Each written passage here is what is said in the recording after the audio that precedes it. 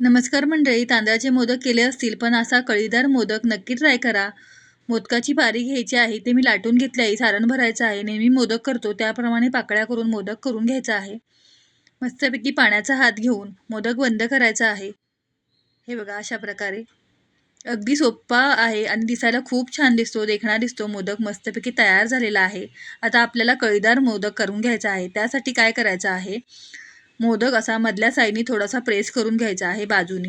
तुम्ही पाहू शकता बाजूनी प्रेस करून घेतल्यानंतर थोडासा फोल्ड करायचा आहे, प्रेस करायचा आहे, फोल्ड करायचा आहे.